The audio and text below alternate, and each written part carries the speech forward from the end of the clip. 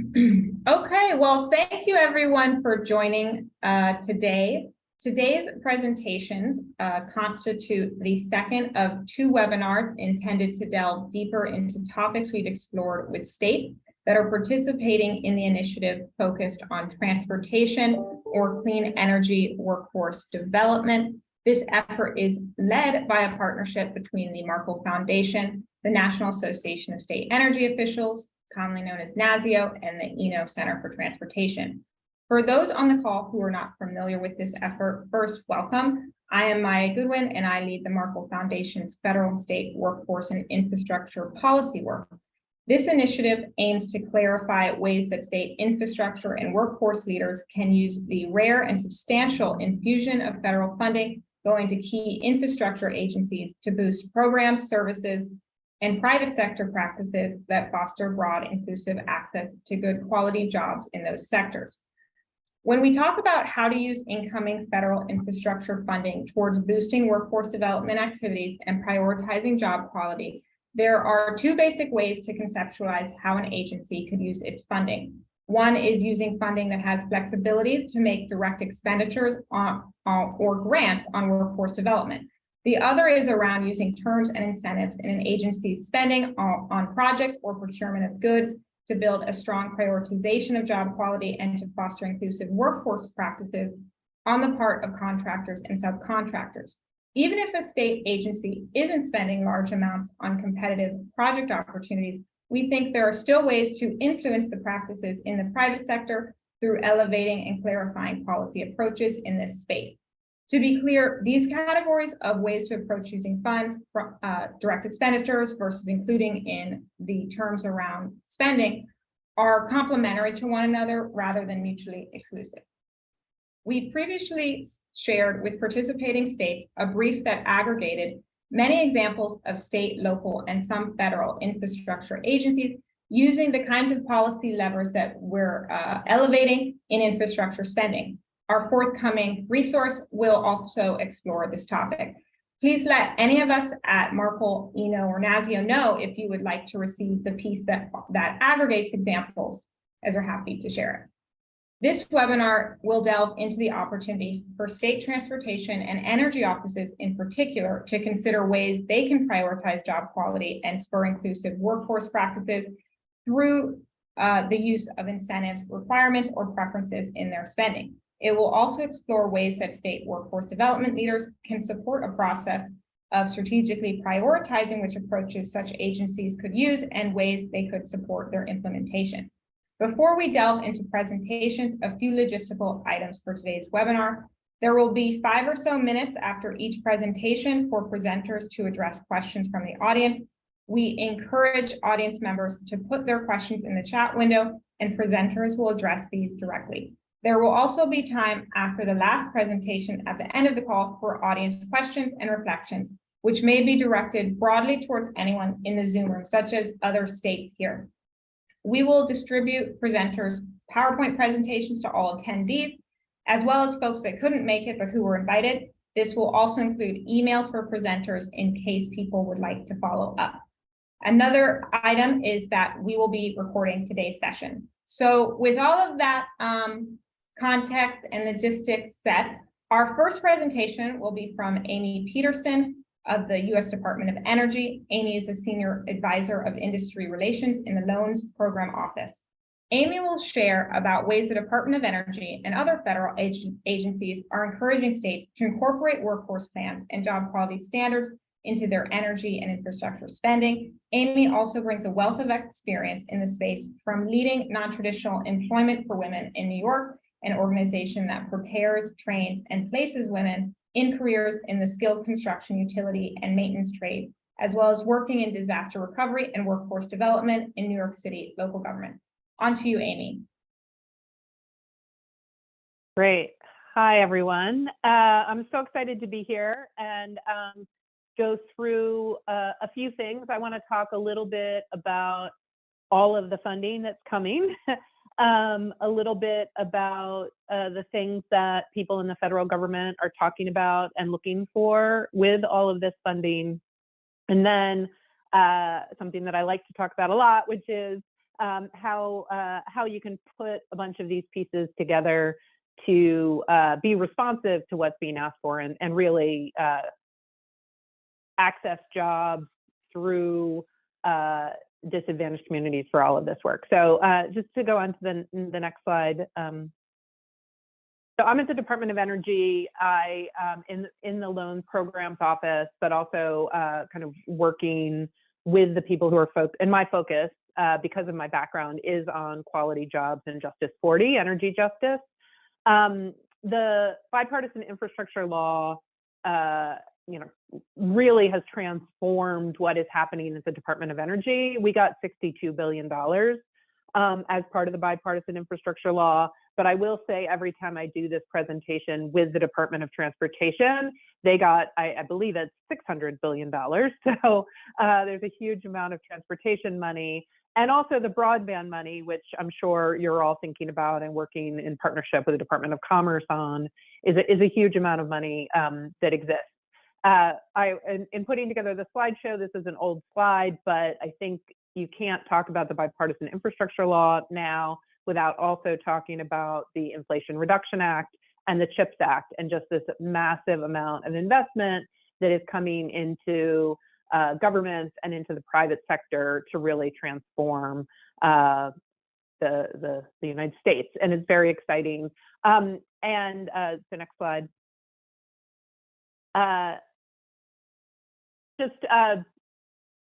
All of the agencies are taking their lead from the president and the vice president on what we are focusing on in distributing this funding. And so the way the Department of Energy has structured it is very similar to what's happening at Transportation and Commerce. And so I think if you are thinking about how to have funding applications be responsive to the Department of Energy, it's very consistent across the three offices, the three departments.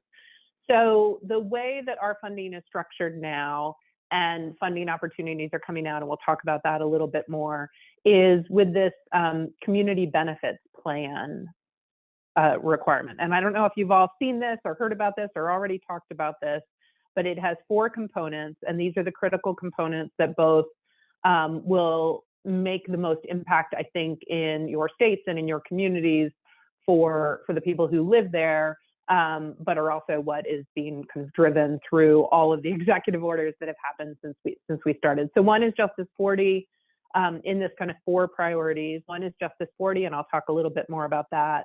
One is diversity, inclusion, and access to jobs for diverse populations. The third is really the investment in the American workforce and making sure they're good quality jobs. And then the fourth is a kind of community engagement, which we can talk about through figuring out ways to have meaningful engagement on the ground. So next slide. I was able to speak to a tradeswomen seminar recently and really talked about how the ability to provide access to jobs in diverse communities speaks to all 4 of those priorities we just talked about. So Justice 40 is one of the main priorities. Most of the programs within the Department of Energy are covered programs, which means that 40% of the overall benefits need to flow to disadvantaged communities. And you can see here the list of projects. Each of the agencies have announced which programs are part of Justice 40. And this is very much how do we figure out how to do this? And so one thing we've figured out over the last year or so, and you can go to the next slide, is how do you define disadvantaged communities? And hopefully you've all looked at these maps, but both the White, and I'll put them in the chat afterwards, the White House and the Department of Energy and the Department of Transportation have all really been thinking about who are the disadvantaged communities and have put together really amazing, I think, resources that by census tract and by the definition that each agency has chosen, look at a number of different indicators like unemployment, like high school diploma attainment, like homes with lead paint and energy burden and disaster recovery risk, and has decided based on a review of those statistics, which communities are disadvantaged. And so you can go and put on an address in either of these maps and see in your state, what are the communities that are disadvantaged? And I think it gives you a really good way to think about where should we be recruiting workers for jobs that are going to be created out of this work, in addition to where should we be focused on businesses, and then all of the other things. You can go to the next slide that are important in thinking about energy projects and justice for energy communities. And so there's a number of things, and they're all listed here: energy democracy, resiliency, access to clean energy resources, reducing the cost for clean energy jobs. All of those things are things that we're looking at and trying to figure out how to ensure that the projects that we're making investments in are having benefits and not negative impacts for disadvantaged communities. You can go to the next slide. The jobs piece, and this is something that is incredibly important to me and a big focus, and it's exciting. I think there's some workforce development people on here. From my experience in New York City, bringing together the people who are figuring out how you're going to spend transportation and energy dollars with the people who are doing workforce development is so incredibly important. And so I'm hoping that's all happening because you guys are on this call, but I really encourage it because there is so much in the requirements and the evaluation and what is being asked of both the private sector and the public sector in thinking about how to spend this funding that's thinking about jobs. So the first, when we think about jobs, first it's growing the number of jobs, and certainly the massive investment that we have is doing that. The second is making sure that the jobs are good jobs, that pay good wages, that people have the right to join a union, that they get benefits, that they're stable jobs, all the things that are so important. And then as the quality of the jobs increases, making sure that the access for diverse populations doesn't decrease, right? So that they're really accessible to other populations. Next slide. I'm going to skip this slide because I think I just really went through it in terms of what's important with the jobs. So workforce and community agreements, and I'm going to talk a little bit about what we did in New York City, which is a project labor agreement, but really community workforce agreement, are things that I think are going to be helpful and instrumental in both accessing funding, because that's, if you read some of the funding applications that are out there, they really talk about the benefits to doing project labor agreements and community workforce agreements. And I think it's both from that perspective, but also from the perspective of ensuring when all these dollars are out there and you're building your projects and you're figuring out how to structure the workforce for this, that you are doing it in partnership with organized labor, and you know that you're going to have the workforce to do this work, and that you're also recruiting this workforce from the community, from those disadvantaged communities that we showed on the other map, and from the communities in your state that might not have had access to good jobs in the past. And you can do that all through these agreements. And it's something that everyone is looking at all the agencies in how they're seeing the funding. And I'm going to talk a little bit now about, if you can go to the next slide. Actually, before I get there, I'm going to say, so I've worked in city government for a long time, and I've decided that I think there should be some sort of program where people go from like city to state to federal government, so we all understand how each of these agencies work, and we can maximize what's happening in each of the pieces.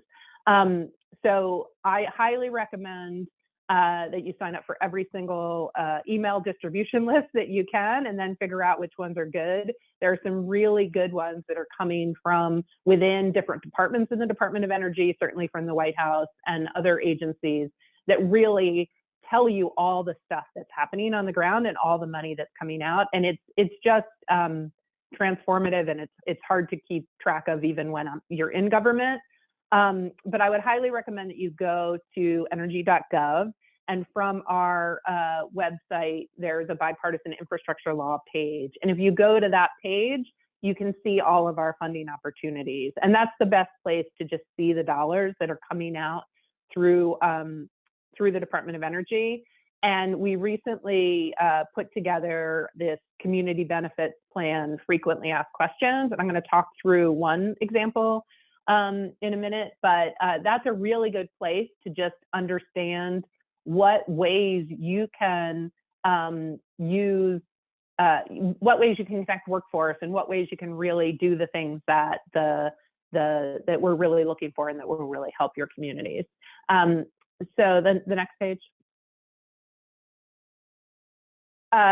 Just before I get to an example, hopefully everybody knows that we have our regional clean hydrogen hub funding out, and it is incredibly exciting and important, and it is definitely one of the things that is looking for a partnership between private sector and state and industry and workforce and all of the above. So it's something that everybody should be looking at and thinking about, and a real opportunity. And I'm just highlighting it now because it's one of the ones that is out today, but there's a tremendous amount of funding that's coming out the door.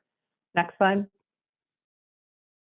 Oh, a few minutes on the office that I work in, and this is really important because in addition to that $62 billion that I just talked about, the Loan Programs Office finances projects that have demonstrated that their technology works but can't get commercialized. And if you look at the Inflation Reduction Act, and you can go to the next slide, there's a tremendous amount of, actually even the next slide, there's a tremendous amount of funding that is coming to our office through the Inflation Reduction Act.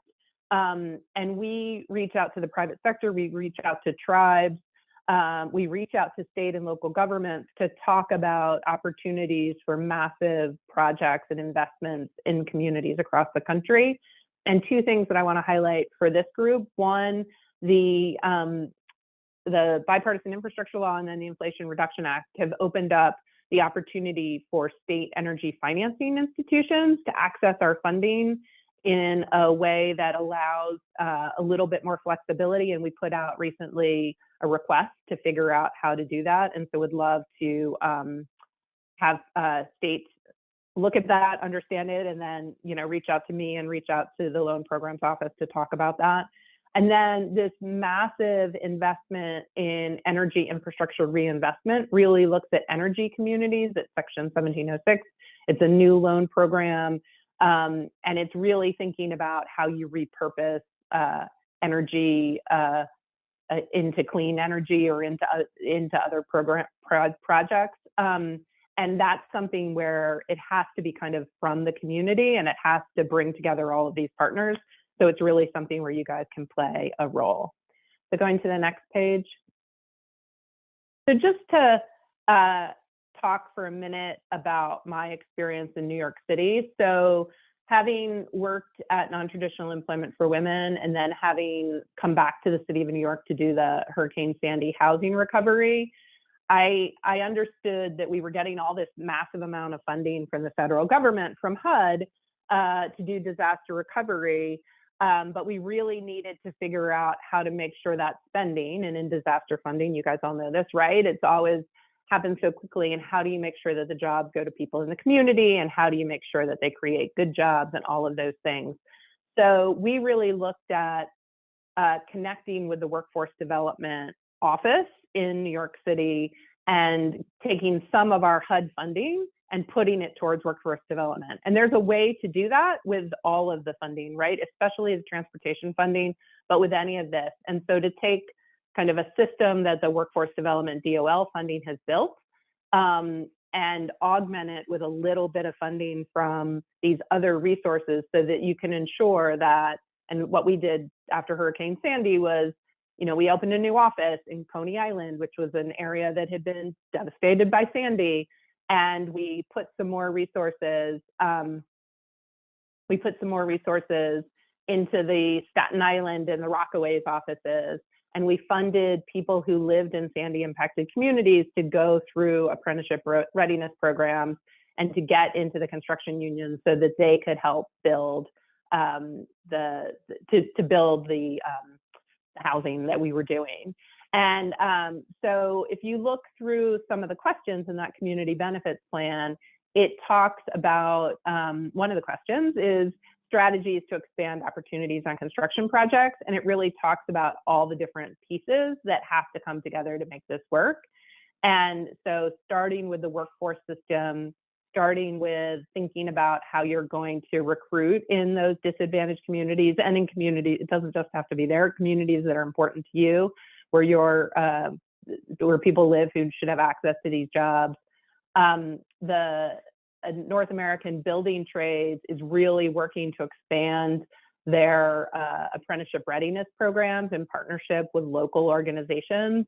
They have an MC3 curriculum. I probably have reached out to you about how to do that. And that's a really good way to connect community-based organizations, this kind of training program, an apprenticeship readiness training program with a direct connection to the construction unions. And the growth that we're going to see in the construction unions is just going to be so dramatic with all of the projects that are happening. I do really think, though, and what really transformed it for us in New York City was having the recruitment done by the local workforce system and having them put people into the apprenticeship readiness programs that then got into the unions, and not having there's different people who do different things, and you should build that system around them. Just going to the next slide. There's a lot of issues around setting goals, and I would encourage you to look on our website for the actual legal language about setting goals for this stuff. But I would lean heavily on, and this is what we did in New York City, we included Executive Order 11246 because it does have geographic goals and it does have a women tradeswomen goal.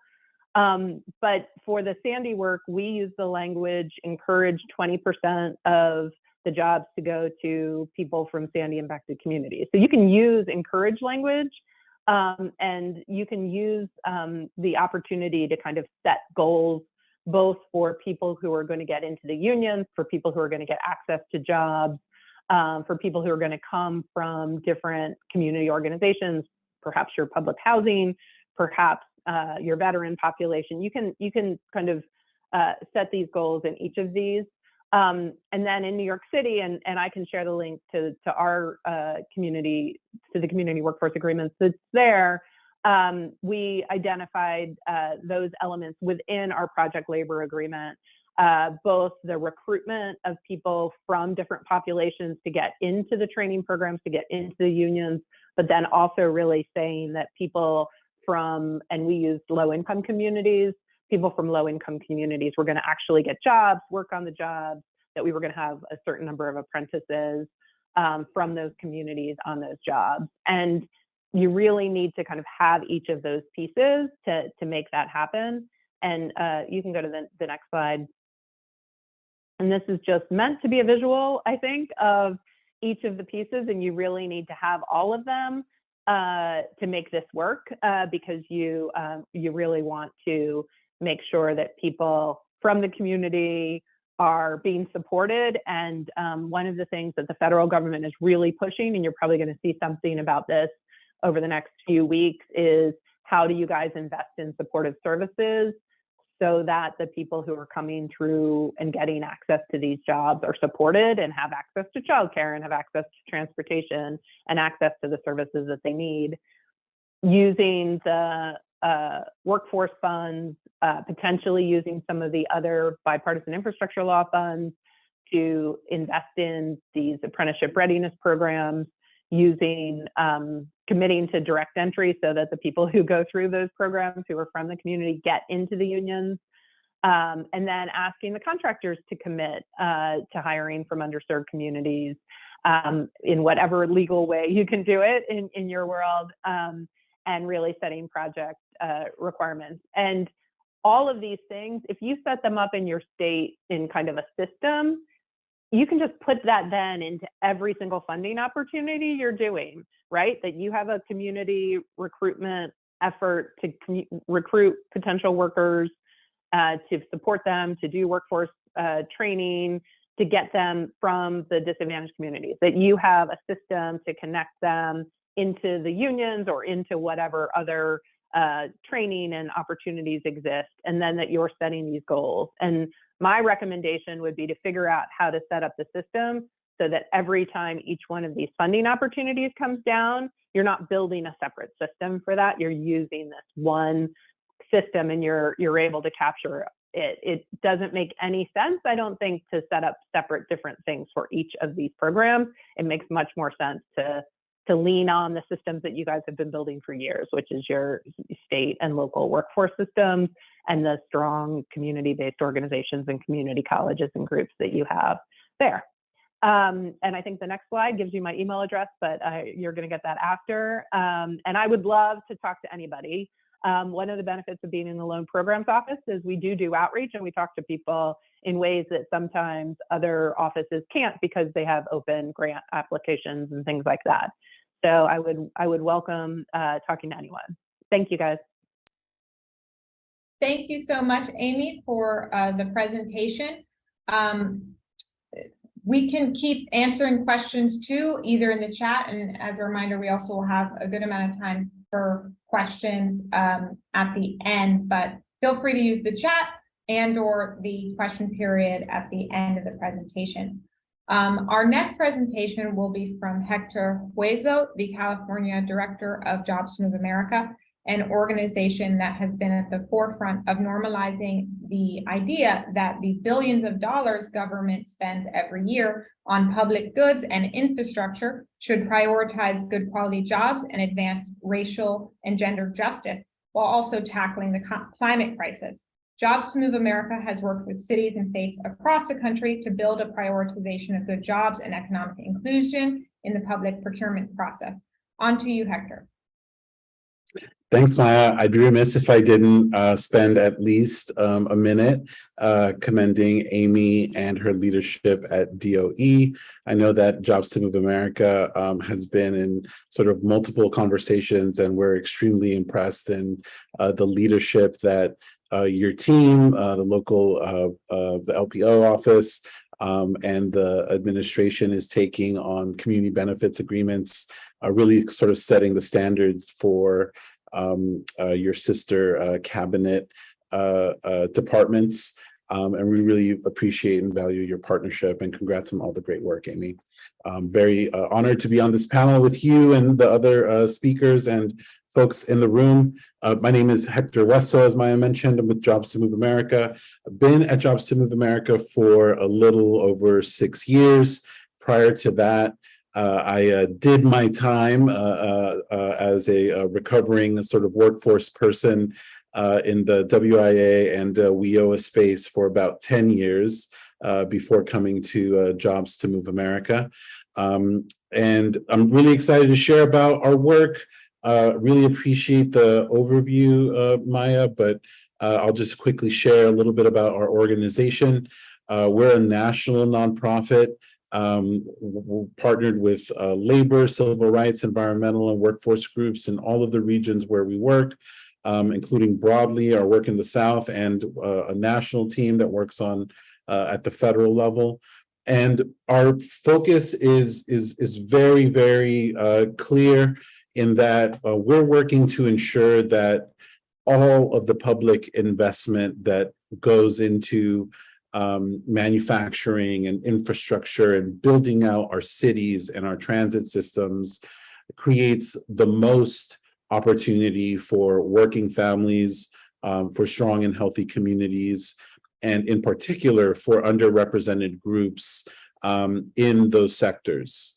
The bottom line of sort of that sort of underpins all of our work is this interesting factoid from our founding, which is that annually, on average, public agencies, and I'm talking governments at all levels in the US, spend about $1 trillion on manufactured goods. And this is before IIJA, before the CHIPS and Science Act, before the Inflation Reduction Act. This was just doing business as usual. I know a lot of us in the room remember the dark ages of an administration ago where there wasn't the type of public investment that we're seeing in infrastructure like now. And now we're in this situation to really meet the moment where this administration is making investments at the same scale of the New Deal era. So this is a very exciting time to really harness the power of all of this public spending and get people out of poverty, create good jobs, create equity, and strengthen our communities. We cannot let this opportunity go to waste. And so before I jump into some of the policy tools and the work that Jobs to Move America has done to sort of advance this vision of equity in public spending, I'm going to get on my soapbox for just a little bit, if you'll indulge me.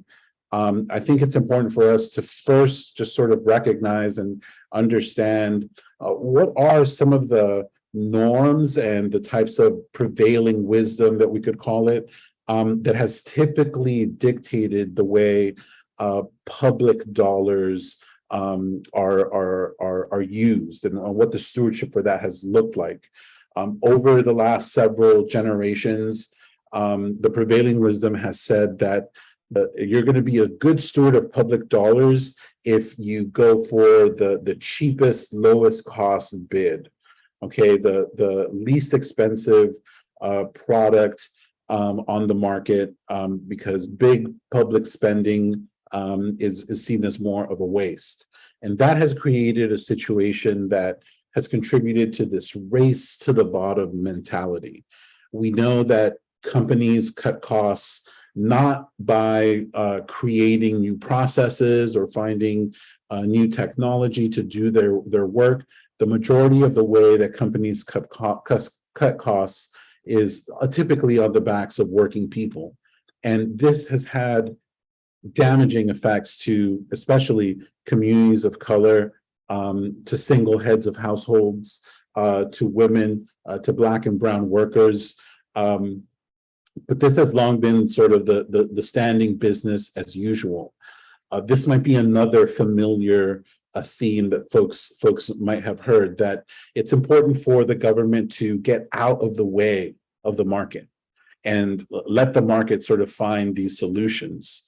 And we know that has just created a situation where there is outsized influence from big business and corporations in the way that we make decisions about a common good and our collective resources, right? And there's also this idea that I think is important for us to challenge, that it's the market that creates good jobs.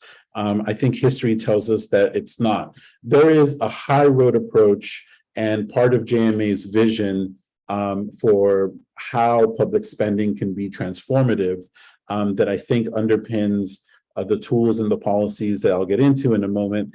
But those approaches include best value contracting. And we've developed a policy tool that we can use called the U.S. Employment Plan that can be used to preference bidders or select contracts based on their economic impact on jobs, benefits, the ability for those positions to sustain a family or enter the middle class, right? Those kinds of standards in how we use public resources can create competition upwards on job quality, so that we're ending this race to the bottom mentality.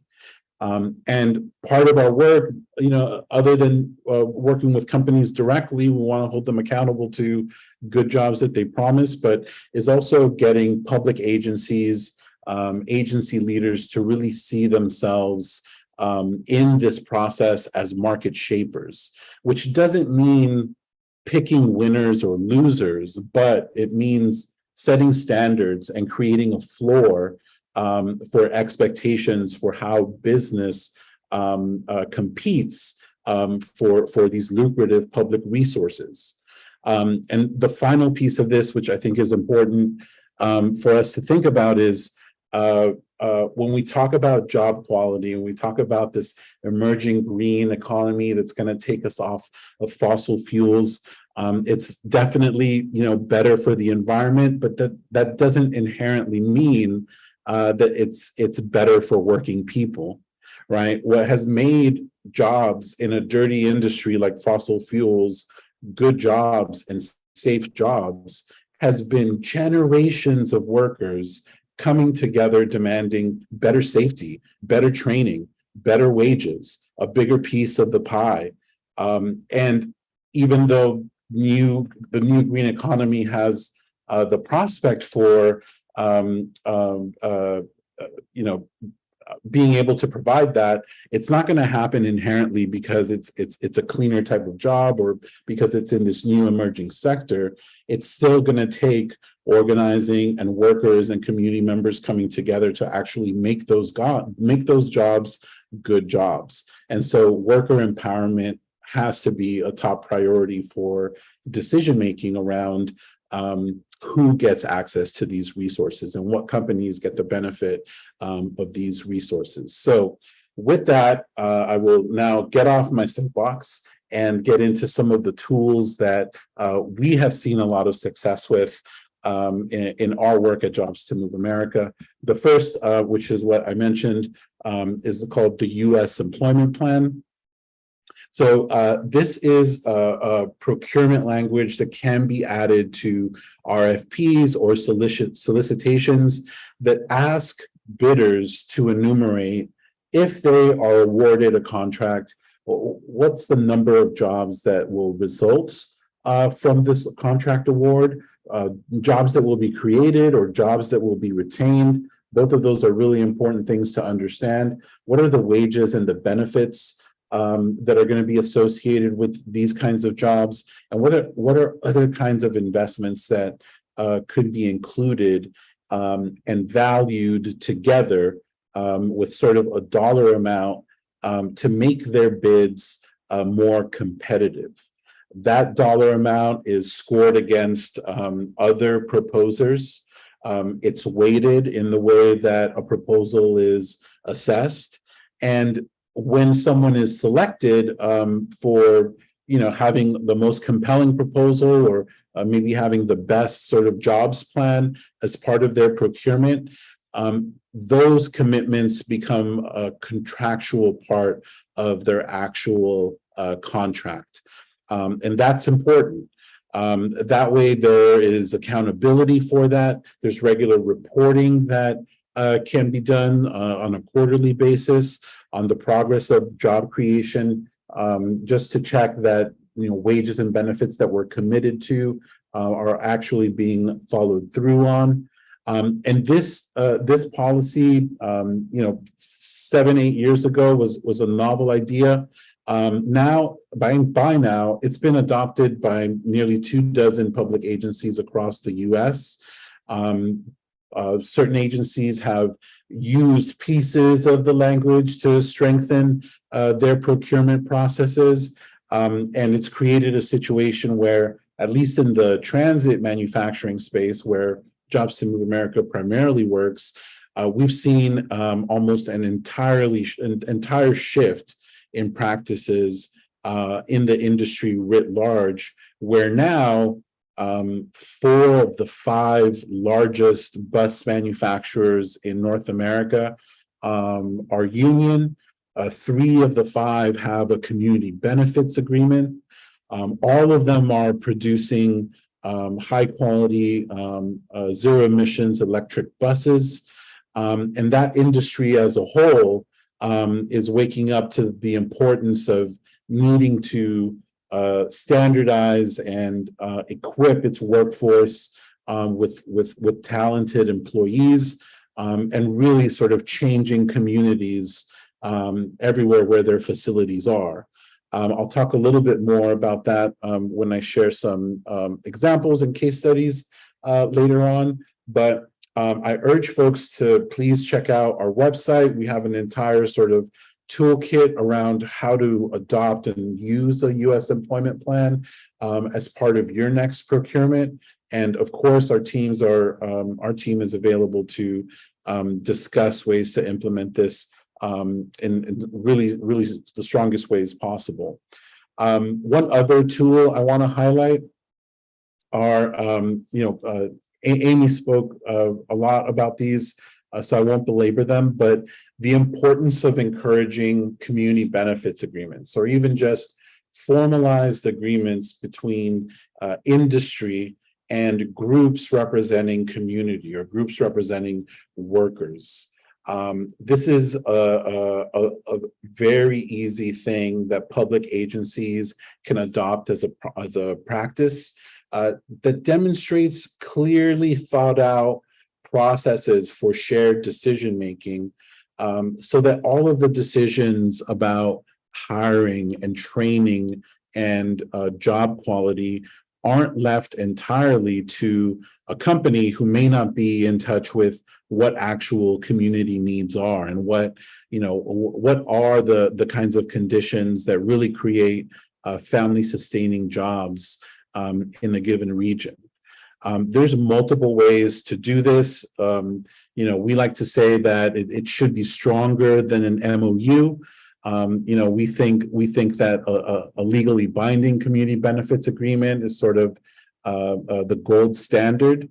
But we've seen incredible success with the way community benefits agreements have been used in California with its own High Road Training Partnership Fund, which is flexible workforce dollars supported through the state's greenhouse gas reduction fund, that's available to companies who are in sort of the green economy space, but only available to them if they can demonstrate formalized agreements with workers or with community groups.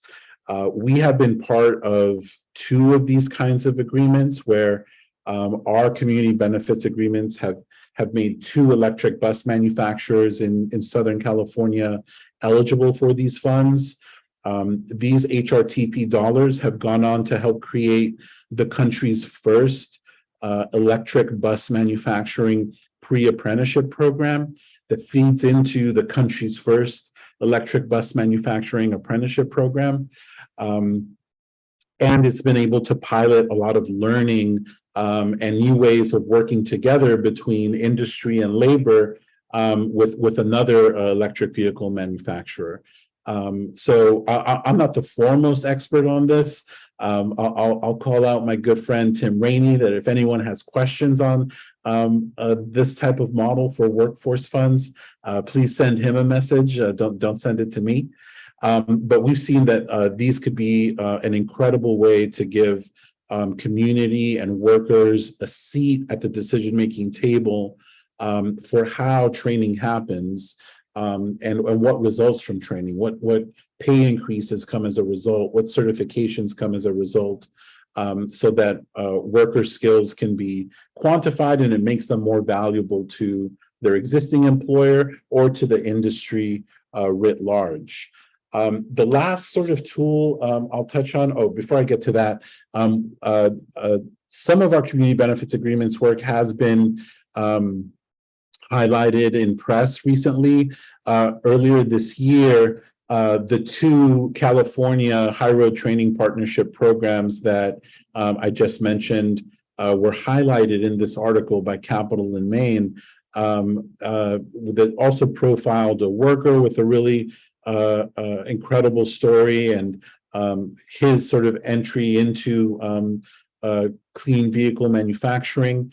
Earlier this year, JMA also secured its first multi-state community benefits agreement with the largest bus maker in North America, a company called New Flyer, who has about a little less than a dozen facilities all over the US, including in California. And so I'm excited for folks to check these out to learn a little bit more about our work and how community benefits agreements have been able to help transform conditions for working people and communities where they've been implemented. But moving along to a final sort of tool, folks may not be aware, but there is a federal ban on local hire for publicly funded projects. This is something that has handcuffed states and municipalities from really thinking deeply about local economic development opportunities when those funds are available for major infrastructure projects, for rail expansion, for other kinds of community projects. And so one thing that our organization is leading on with elected officials across the country is to change the rules of the road for what's called the Office of Management and Budget circulars on federal projects that allows for federal dollars to be spent on projects that require local hire components. This is a rule change that doesn't need to be enacted by Congress. It's something that the administration can do. And so we are actively recruiting elected officials, public agency leaders to overturn this little bit of language that has made it impossible for states and locals to really implement targeted local hire and recruitment strategies to really get the most out of all of the federal resources that are coming down the pike. So I want to urge folks to check out our local hire page, sign up for regular updates, and be part of the advocacy to give your states and your locals that flexibility to really take control over all of this economic investment. And so I'm excited to get to the conversation, and also excited to hear from our other speakers. But just sort of in wrapping up, I think the important things to think about when it comes to really getting the most out of this clean energy transition. Let's keep in mind, we want to use procurement to set a floor for industry expectations. U.S. Employment Plan is a great tool for doing that. And going further would be really creating opportunities for communities to have more control over the decision making. Encouraging these kinds of formalized agreements like community benefits agreements or workforce agreements between industry and workers and industry and community is a way to ensure that not only is it all entirely up to your public agency to make this happen, but this is a way to create local capacity and really practice democracy on the ground in sharing decision making around how this transition happens, how the training and recruiting for these jobs happens. But as leaders of public agencies, transparency needs to be a top priority. And when you're asking companies to disclose information around wages and benefits in order to assess if this is going to be a good investment or not, that information has to be public. It is imperative that people have access to what it is that companies are promising in exchange for these dollars.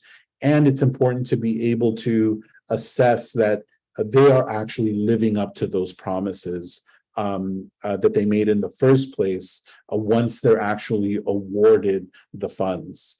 And there's a not to get on a tangent, but there's a sort of gut reaction for companies to say that this information is trade secret, and it shouldn't be.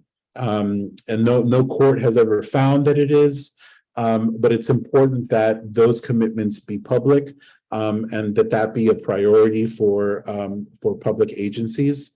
And of course, the last is help us end the ban on local hire and bring these dollars directly into our communities. So happy to take questions. I wasn't looking at the chat, but I can go back to that in case there were questions, but I'll also be sticking around for any other questions at the end.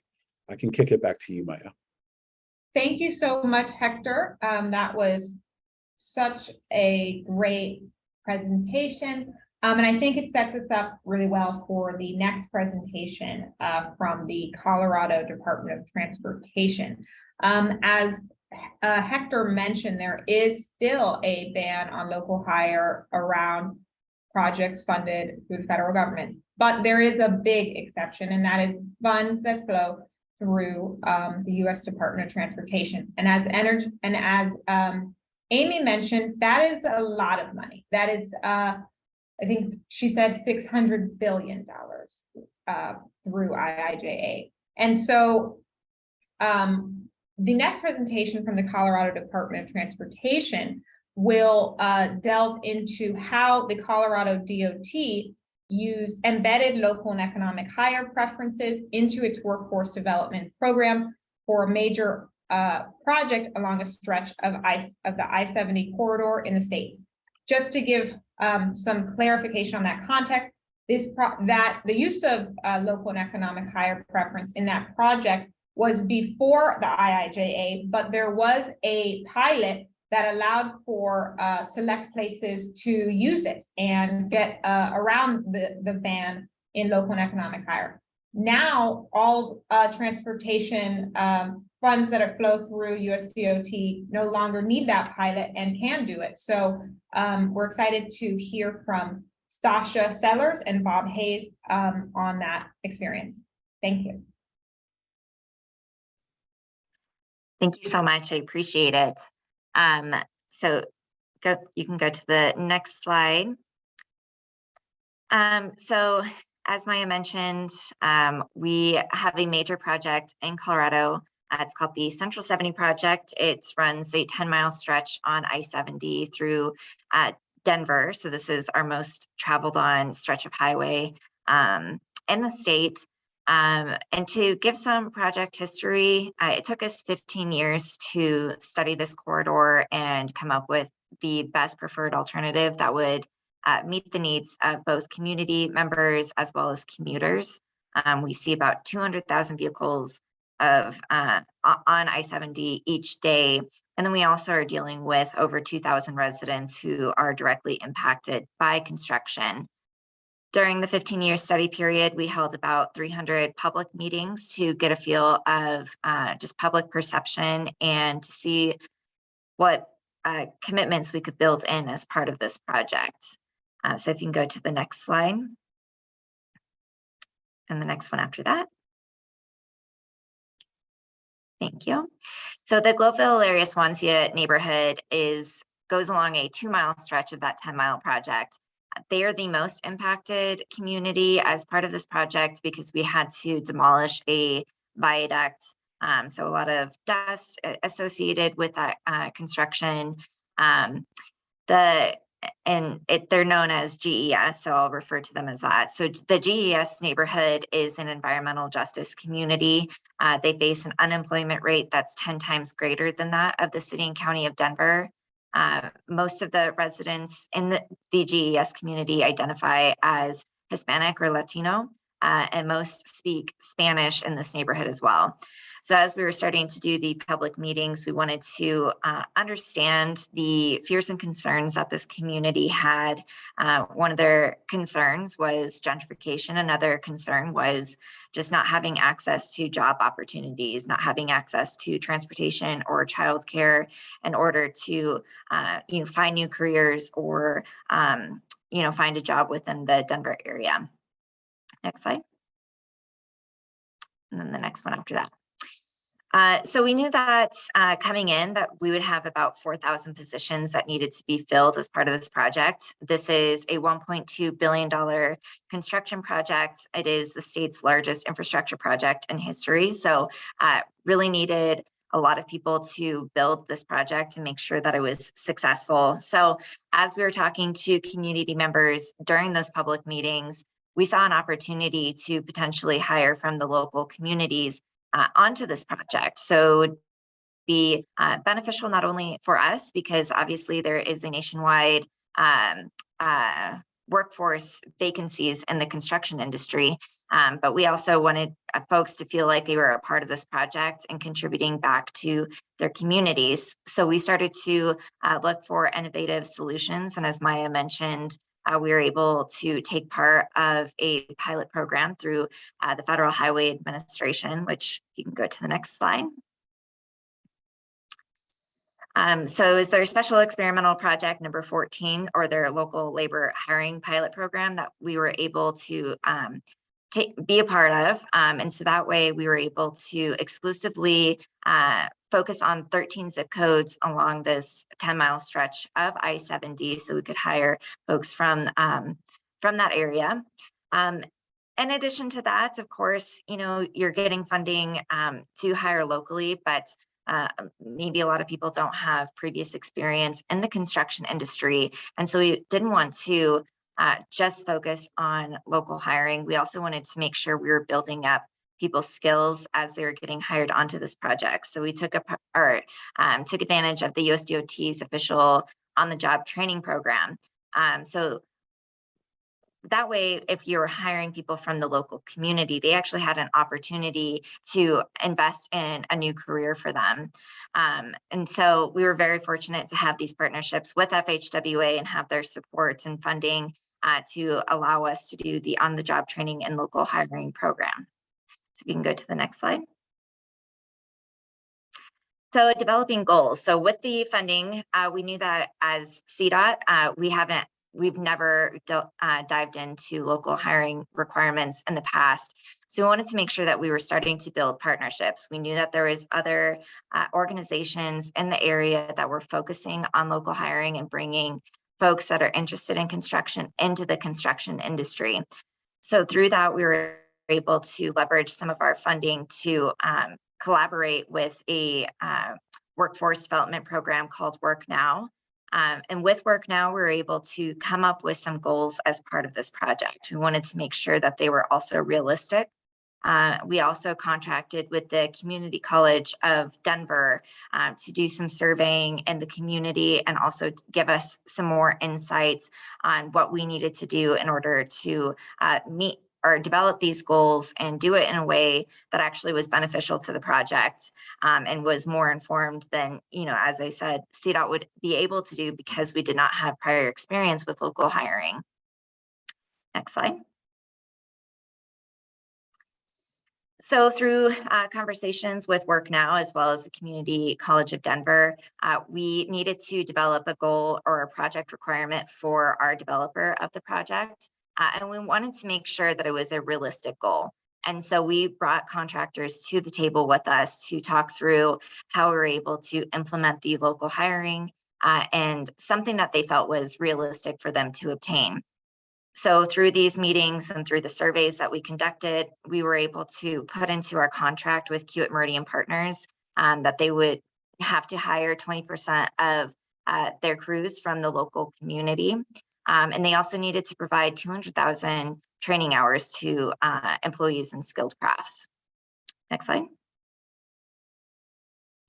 So workforce development execution. So as I mentioned, with the FHWA funds, we were able to partner with Work Now. We are also able to establish a collective that was presented by the Colorado Resource Partners, or CORE, to place, retain, and advance workers on Central 70. And then we also wanted to make sure that folks were able to easily access the on-the-job training and making sure that we were utilizing that grant to the best of our abilities. Next slide. All right, so as I mentioned, our partnership with Work Now, they also had other partners and they were able to build more relationships as part of this project. We also needed to make sure we were leveraging additional funds to support all of our workforce initiatives. And so through this partnership, we were able to find another investor who was able to invest over $1 million as part of this project, which helped to mitigate barriers to employment. So as I had mentioned earlier, many community members in this area lack access to transportation and childcare. So it's through these investments that we're able to bring in shuttle services and bring in ways that we can bring folks out to our on-the-job training center and also make sure that we're providing childcare. So if you can go to the next slide. So when I'm saying bringing folks to our training center, as well as providing childcare, we actually were able to open up a neighborhood training center within the project limits. So we were able to utilize CDOT right-of-way to establish this training center. We are also very fortunate that we already had a maintenance shed in the area that we're able to transition into that training center. Again, it's through the partnership with Work Now that we were able to find the proper coaches and the proper resources to bring into the training center to provide meaningful classes and education opportunities for folks that were interested in working on the project, or at least interested in working in the construction industry. We are able to utilize the center as a way for there to be networking opportunities. We also held many job fairs in the center as well. And then we made sure that there was access to CDOT maintenance job listings, as well as Central 70 job openings. And so we were able to also provide food at the training center. So again, we wanted to make sure that we were mitigating all of those barriers that folks might have if they are interested in our project. We wanted to make sure we were really making the effort to bring them over here. Next slide. So through all of these efforts and partnerships, we were able to meet and exceed our goal 2 years into construction. So we broke ground in August of 2018. And as of October 2020, we met the 200,000 hours for on-the-job training. And then we also, in October of 2020, met that 20% higher goal from the local community. We're still, throughout the project, we were still providing those same resources and still hiring from the local community. So we didn't just stop once we met that requirement in 2020. I think it's been extremely beneficial. We've talked to many residents in the area who have taken part of this program, and it's really changed their lives for the better. You know, this program also allows us to provide second chances for folks who really wanted it and who want to, again, leave a positive mark in their community and change their lives for the better, whether it's through Central 70 or just continuing on in the construction industry, because as we all know, construction can be a lifelong career. Next slide.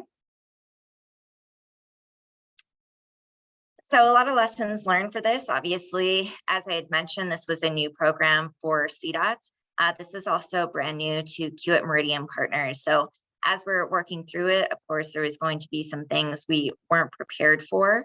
And then, you know, also with the local hiring, we're one of 9 transportation agencies who were able to take part of FHWA's pilot program. So as we're starting to implement the program, we realized that there was a significant amount of administrative heavy lift. So we set that requirement, but we found it actually pretty difficult to track how many folks we were able to hire from the local community. And so we had to think of innovative ways to collect that data. So fortunately, Kiewit requires every person who works on this project to take a safety training. So that also includes our subcontractors who are also included in that local hiring requirement, but they aren't necessarily tracking it the way that Kiewit is. So those subcontractors, again, anybody who's working on the project comes to our safety trainings. And so we were able to collect data that way. We brought in some bilingual support as well, since a lot of the workers on the project are Spanish speaking. So we were able to just communicate what it was that we're looking for, and also make sure that we were letting them know that we're protecting their information, that we weren't going to go to their house, that we really wanted to make sure that we were meeting these requirements and supporting the local community. Another lesson learned, partnerships were just very crucial. As I mentioned, we partnered with Work Now, the Community College of Denver, Gary Community Investments, as well as many other entities to make sure that this was as beneficial as possible. Kiewit also provided free PPE and tools for folks going through the on-the-job training program. So it really, again, helped make the folks who participated in the program as successful as possible. So, and again, we just cannot, we were not able to do this program without those partnerships. So that's definitely something to leverage for any DOT that might look into providing local hiring requirements as well. And that pretty much wraps it up. The other part of tracking, so we did hire for this skilled workforce, so crew members out on the road, but we also hired for office project administration. So we weren't able to track the two different entities to see how many people were working in the office, although that's a smaller number, so we can still track it. But I think, again, that's something else that we would be interested in tracking, not necessarily a requirement, but just something that would be good to know of how far spread we're, going with the program. And that wraps it up for us. Great. Thank you so much for this presentation. I didn't see questions in the chat. So with that transportation real life example, now we're going to switch gears to a presentation from NASIO. Sandy Fazeli, one of our co-leads in this effort, will share a bit about the State Energy Office role in this challenge, as it is somewhat distinct from that of a transportation department. So I'll pass it over to Sandy. Great, thanks so much, Maya, and thanks so much to the other speakers. I think this has been really illuminating. So we were supposed to have someone from the State Energy Office in Connecticut within the Department of Environmental Protection and Energy to talk about the way that they leverage their spending and procurements to advance workforce. Unfortunately, they had some unexpected staffing changes at the last minute. So unfortunately, you all are stuck with me to talk a little bit about state energy offices and what we see and have been tracking as roles in this question around workforce inclusion and access. So just to maybe start with a very text-heavy slide, we see this happening in a few different ways across the country. One is in state energy offices directly developing or supporting workforce training programs. I'll highlight a few towards the end of specific examples, but I think even in cases where a state energy office may be operating a training program, a partnership with a workforce agency can be really invaluable to making sure that it's designed well and delivering according to the needs of workers and employers. Another is speaks to an earlier webinar that we held, really informing and integrating clean energy into workforce systems and investments. So working hand in hand with state and local workforce boards and agencies, talking about the market opportunity and expansion around clean energy, and really highlighting the need for diverse, skilled, satisfied workers to be in this space to help advance state energy and environmental goals. Today, I'll be delving into a few more examples around this third bullet point, which is integrating job quality and access requirements or preferences into state clean energy spending. So this is one place where maybe working with a Department of General Services or your procurement teams, you can incorporate job quality standards or hiring preferences into the dollars that you're sending out. And as we've reminded folks a few times over the past several months, there are a lot of dollars going out, whether it's through the federal government, through the Infrastructure Investment and Jobs Act or Inflation Reduction Act, or even a lot of states themselves, legislatures, governors, regulatory bodies are investing more and more dollars into clean energy projects. And then finally, just being an ambassador for other types of funders within the state or at the local level to understand the need to invest in workforce development and job quality. So state energy offices are uniquely positioned in that they tend to work across a lot of different state agencies, a lot of different partners. They serve as conveners. And so is there a way to sort of help spread the word about the importance of workforce development, job quality, and inclusion in the discussions that you lead on a day-to-day basis, because we think it could be really impactful and pervasive.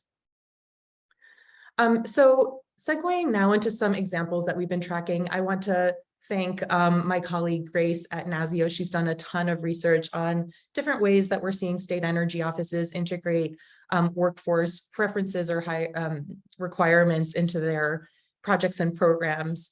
And there are still, you'll notice the sort of the array of states that we have tend to be sort of seen as more progressive, larger budgets, but we do think that there's examples and good sort of takeaways that you might be able to adapt and refine to work within your own state context. So one sort of big bucket where state energy offices are working is in the topic of clean energy resource procurements. So this might be if they have a renewable energy credit market or a standard in place at the state level. They can use that market in order to procure different types of energy, whether it's wind or solar. And so in New York, the State Energy Office, which is known as NYSERDA, has an open offshore wind solicitation that prioritizes prevailing, or that requires prevailing wage, requires a plan outlining its intentions to negotiate a project labor agreement for all the construction activities of the offshore wind project. And then it also encourages the proposers to source labor and build clear career pipelines for job growth in the state. And the table included on this slide just shows how the state is placing greater scoring weight on proposals that meet labor, minority and women-owned business enterprises, New York Iron and Steel, disadvantaged communities, energy storage, and just transition criteria that they've incorporated into their scoring process. Another example of sort of a procurement process that includes workforce considerations is in Massachusetts, which is one of our state partners with the workforce project here. The RFP for offshore wind projects, which is already closed, considered projects economic development impacts. It required the submission of a workforce diversity plan and supplier diversity program plan. And it also cited specific partnership examples that we've heard from some of the other speakers, like partnerships with vocational and technical schools, community colleges, labor groups, community-based organizations. So that's one bucket, but of course there's a lot more investment that state energy offices do that are not necessarily in the energy resource procurement space. So we found a few examples where state energy offices programs have incorporated workforce requirements or preferences as well. One that we had the chance to learn about last week with the Colorado team is Connecticut's RFP for statewide weatherization barrier remediation program operator. So don't be alarmed by the very long title.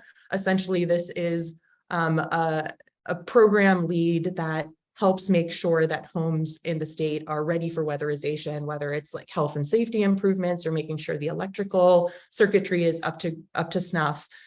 So that RFP included cultural competency criteria, including expectations around language assistance services, diverse hiring and contracting, and education and training around cultural competency. And then another example from Connecticut is in the electric vehicle supply equipment space, EVSE services, infrastructure, and planning. And that RFP encourages contractors to develop community benefits agreements, and it includes evaluation criteria such as economic benefits, job creation, and use of local materials, services, and equipment. One other example that we're particularly excited about, and Danilo, who's with the Massachusetts team, feel free to speak to this more, but he's leading a part of the program opportunity notice for the Merrimack Valley Building Excellence Grant Program, and that includes requirements for local workforce development commitments for contractors applying for $500,000 or more of those funds, the utilization and hiring of local subcontractors and vendors or individuals from the impacted counties. It also includes partnerships with or encourages partnerships with or funding to local educational institutions or community programs, and the training of local residents or businesses to conduct the work. And then this I can just sort of flag as a takeaway, some other notable programs. So these are specifically in state energy offices that are providing training grants or funding. But in Maryland, the Offshore Wind Training Grant Program helps connect the program graduates to high quality work. There's a pathway to employment that's required in the proposals for those grants. In New York, again, NYSERDA's on-the-job training has worked specifically with the New York State Department of Labor to help train new hires. The New York State Department of Labor's role has been to help businesses with training plans, skills assessments, and recruiting workers. And then finally, the Washington, D.C. Solar for All initiative is providing low or no cost solar installation options and subscription options for lower income DC residents. And it's being paired with a program called Solar Works DC. And so the idea is that graduates of Solar Work DC would have a pathway into jobs that are supported by the Solar for All initiative. It provides transportation stipends, training wage.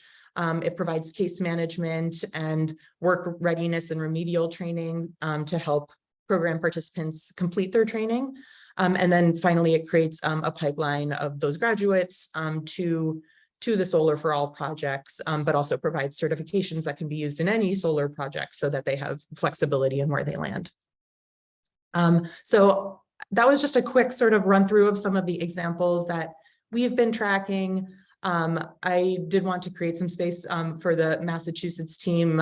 Danilo, I'm not sure if we still have you, but if you had any further comments on the Merrimack Valley project, feel free to jump in.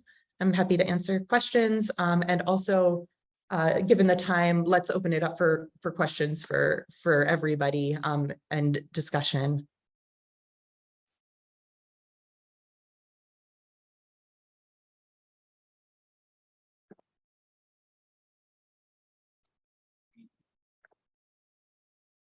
Great. Any questions for any of our panelists? Or sort of reactions to anything that you've heard today?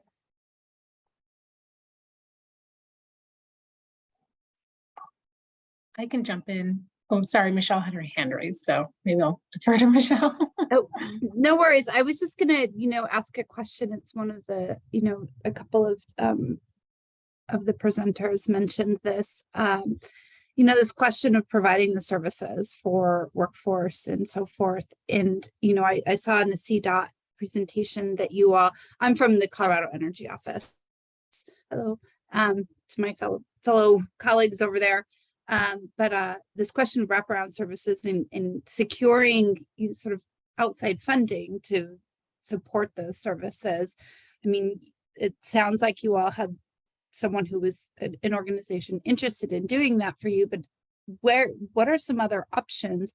I know we've talked about maybe looking at grants for, our contractors and so forth to support wraparound services, but I'm curious what other folks have done.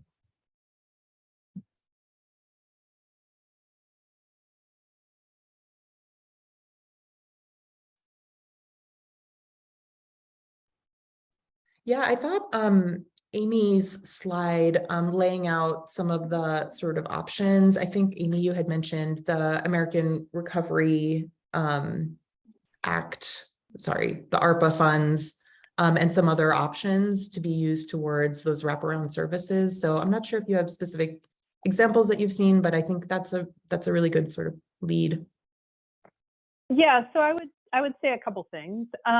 One is I think we're trying to, within the federal government, outline this a little bit so it's clear where there might be funds within transportation or energy or all these other offices to do support services. So hopefully we'll have some more information provided on that. But, and I'm not a childcare expert, but, I think the best thing to do is talk to your childcare leadership in the state and see where the gaps are that could connect. Like what would be helpful either leverage their funds or connect to their funds. You know, in the workforce world, right, private funders always want to fund results. And the beauty of the energy office and the transportation office is you have the results, right? You have the jobs.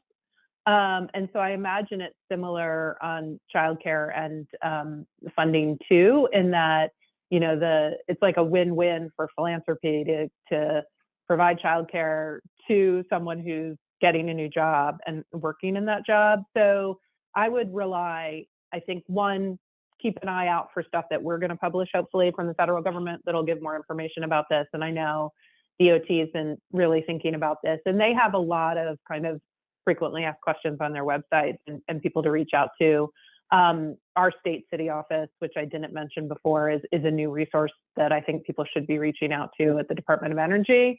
But I would start with your own childcare office, because I think at the federal government, we don't talk enough. It's the state government, we don't talk enough. And then the city government don't talk enough. And then maybe you don't need to fund a whole childcare thing. You just need to, you know, partner with them to provide funding for extra hours or something that makes the difference for people.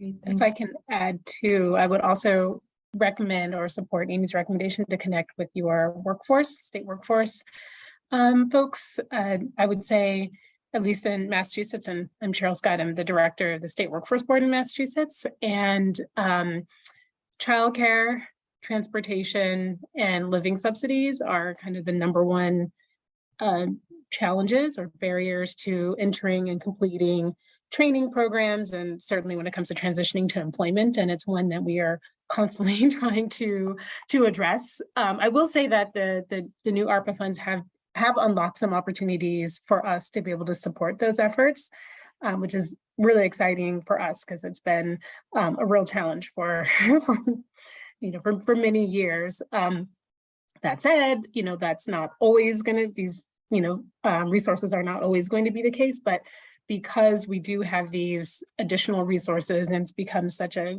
focal point for our work, we are in the workforce world, we are developing partnerships with local organizations at the state, at the federal level, philanthropies and so forth, to try to create more sustainable models around addressing childcare, transportation, and living subsidies. So my recommendation would be to connect with your workforce folks, and maybe Renise can speak more to that in Colorado. Because I'm guessing that there's already some kind of networks or connections that are happening in your state that you can tap into, or at least be a part of the group that's focusing on that. If I may chime in as well, I'm actually from Massachusetts as well, from a different arm. I'm from Mass CC. So we actually have 3 different grant funding pots that are going on right now. One of our planning grantees is actually working in the EV space, doing training for EV techs. And they're building out their implementation plan right now. But their early phase suggestion is actually reimbursing employers who are giving time away from the mechanic shops to allow their techs to train on the EV space. So it's not just covering the stipends of the the employees, but it's those that are doing upskilling, but also reimbursing employers who are giving time away, because that way, if an individual is an underserved individual, they may not have time to take away from the nighttime. They want to go home and pick up their kid. They want to go home and feed their family. So that's one way of kind of overcoming that type of barrier. But another thing I'll mention is we just released this week, which I'm going to paste into the chat, our $10 million fund to set up more job training pipelines, specifically for the clean energy sector. So. Great. Thanks so much for sharing that. That's terrific.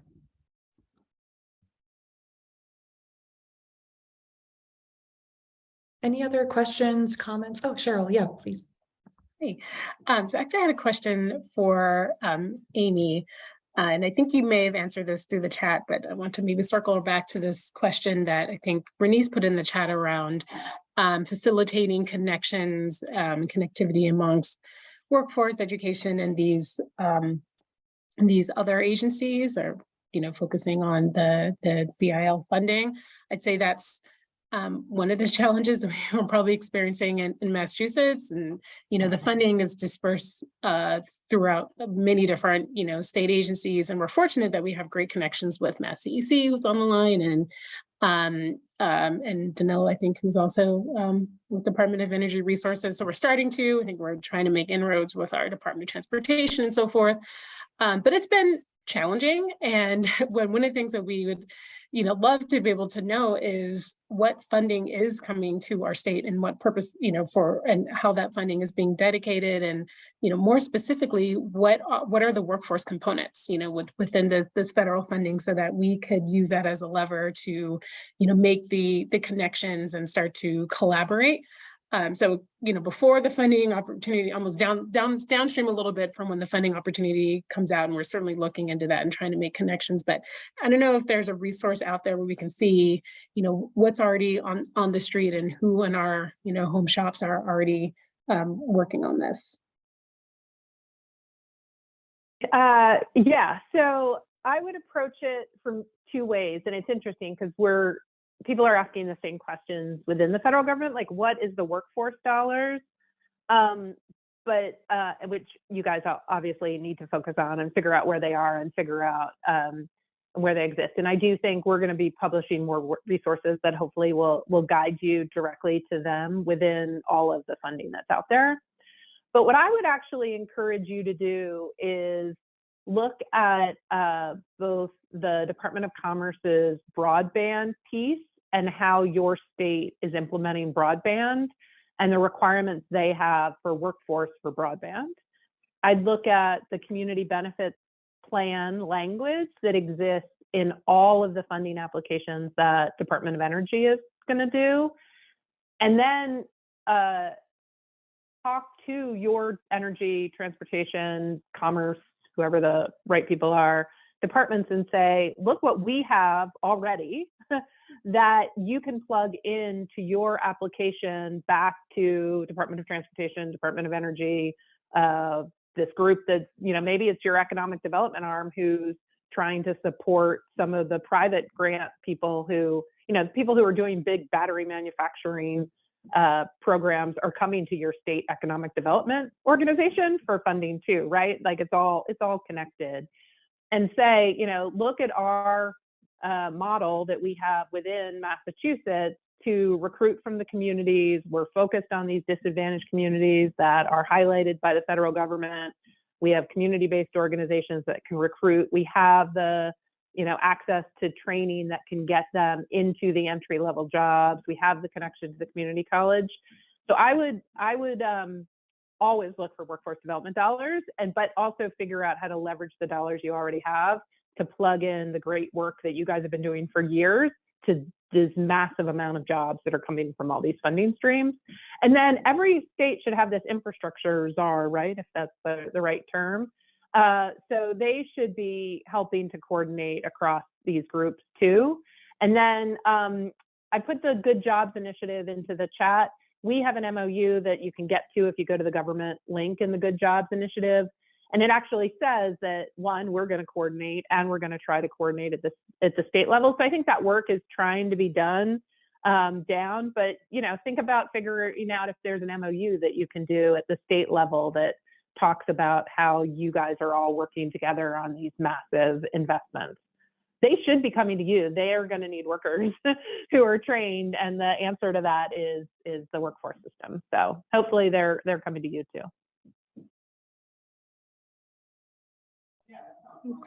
On that. Thanks. Okay, last question from Bernice. Thank you, Amy. I appreciate that recommendation and also the resources you dropped into the chat. Bernice Walker, Colorado Workforce Development Council, the state workforce board in Colorado.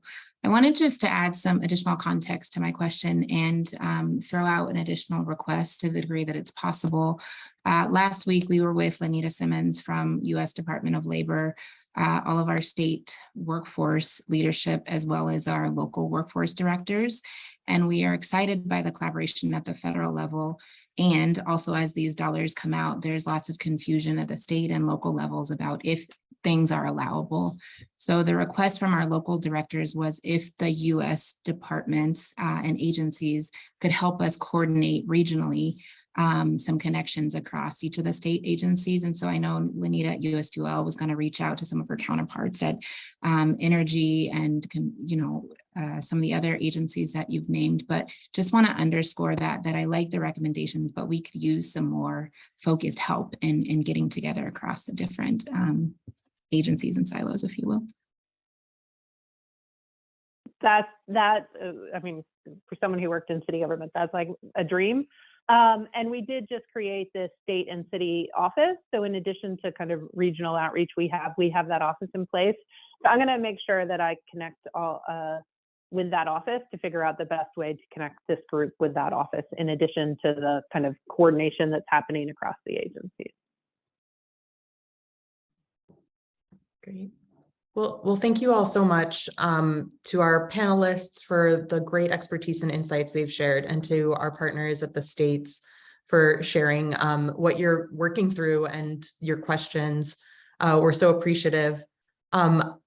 All I'll say is thank you next, and I'll turn it over to Maya in case she has any closing comments, but otherwise, everyone have a great day. No closing comments other than to thank everybody for their time in attending, and do look out for an email with the recording as well as some additional resources. This will also include emails of the speakers so that you can follow up in case there are other questions. Thanks, everyone.